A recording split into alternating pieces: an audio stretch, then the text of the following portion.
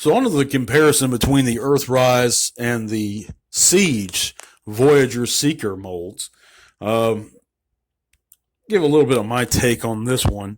Um, as has been said previously by reviewers on YouTube, the articulation of the Earthrise Seeker mold suffers a little bit when compared to the Siege in bot mode, of course. It has no waist swivel, no wrist swivels.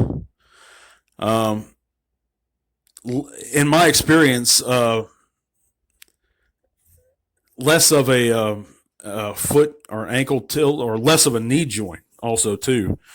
Whereas the Siege can get way past 90 degrees, the Earthrise really can't. So it's better on articulation. These are some of the reasons I actually prefer the Siege mold of the Seekers over the Earthrise. Not only those things, but aesthetically, in bot mode anyway, it looks slimmer, sleeker. I like the design better.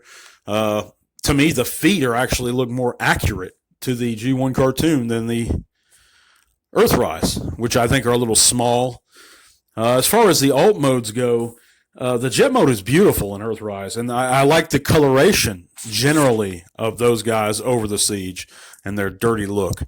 But that's not an even trade-off to me for all the issues I have with the Earthrise mold, which isn't a bad mold. And if that's the Seeker mold you choose and that you guys went with, there's nothing wrong with that. Not whatsoever. This is just my feelings on those, and but I've noticed that the thrusters for the jet in the Earthrise mold aren't accurate either to the G1 cartoon. So there's a lot of things, but I think they had more liberties, more wiggle room with the Siege mold. It's just a shame we never got the cone heads in the Siege mold. That's something I would have loved to have seen. Just the 3 original cone heads.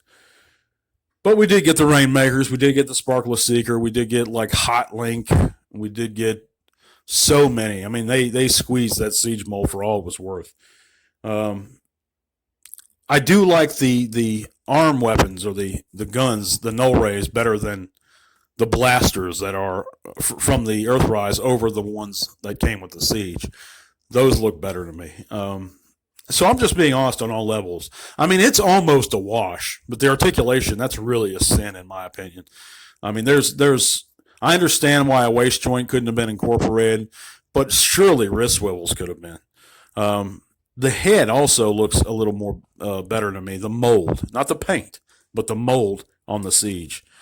And like I stated previously, 90% of Transformer fans, I've noticed this, and I'm going to be as bold as to say that 90% of Transformer fans display their collections in bot mode over alt mode.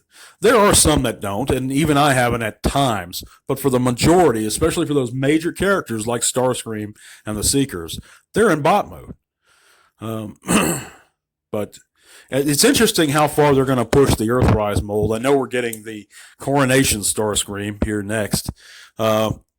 I wonder if they're going to do the Rainmakers out of the Earthrise mold. I wonder, there's a lot they could do with that mold still. Hopefully they continue to use the Siege mold. I know we got the Shattered Glass Starscream recently and the Sparkless Seeker.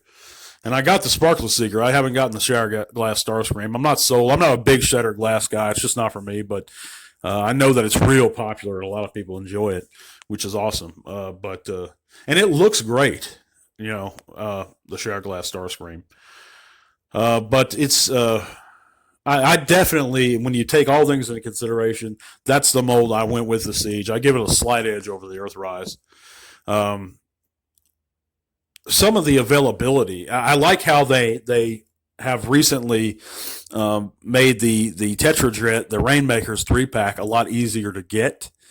I know not too long ago, it may still be, but it was on sale for $80 and available, and that's good. As far as I think the Skywarp was one of the ones that was really hard to get out of the Siege mold.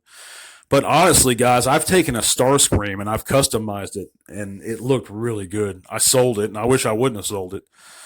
But I bought an extra seat Starscream, and I was able to customize it, and I painted it black and silver and called him a Death Star, and it was really good actually. But it was a really fun thing to do, was to customize that.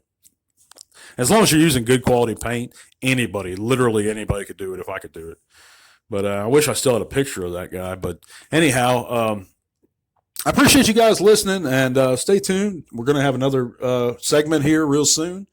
If you guys enjoy what you're listening to and you appreciate the content, give me a thumbs up. If you're not subscribed, hit that subscribe button, guys. If you don't like it, give me a thumbs down, but let me know in the comments why. I thank you guys so much for listening. Till all are one, goodbye.